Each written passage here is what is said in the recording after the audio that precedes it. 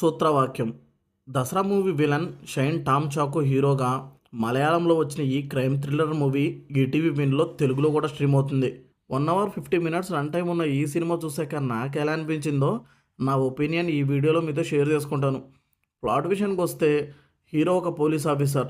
డ్యూటీతో పాటు స్కూల్ పిల్లలకి మ్యాథ్స్ కూడా చెప్తుంటాడు. అయితే ఒకరోజు అతని దగ్గర ట్యూషన్కి వచ్చే అమ్మాయిని వాళ్ళ అన్న బాగా కొట్టి కనపడకుండా పోతాడు.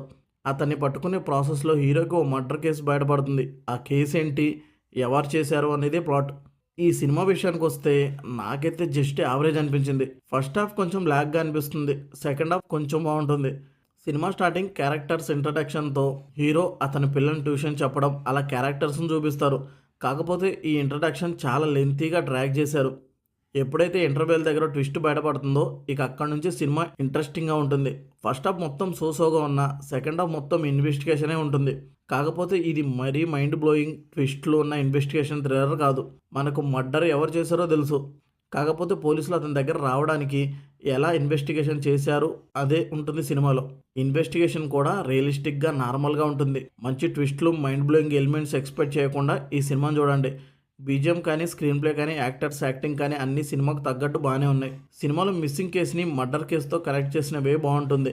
క్లైమాక్స్ని కూడా బాగా చూపించారు. మలయాళం సినిమాలు కాస్త స్లోగా ఉంటాయని తెలిసిందే. అలాగే మలయాళంలో వచ్చిన బెస్ట్ థ్రిల్లర్ మూవీ కాకపోయినా సింపుల్గా గ్రౌండెడ్గా ఉండే థ్రిల్లర్ మూవీ ఇది.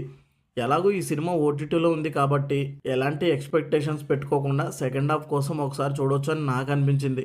ఎలాంటి అడల్ట్ సీన్స్ లేవు, ఫ్యామిలీతో హ్యాపీగా చూసేయచ్చు. మీరు చూడాలనుకుంటే చూసి మీకు ఎలా అనిపించిందో కమెంట్ చేయండి. ఈ రివ్యూ నచ్చితే లైక్ చేయండి. మళ్ళీ నెక్స్ట్ వీడియోతో కలుద్దాం. Thank you for watching.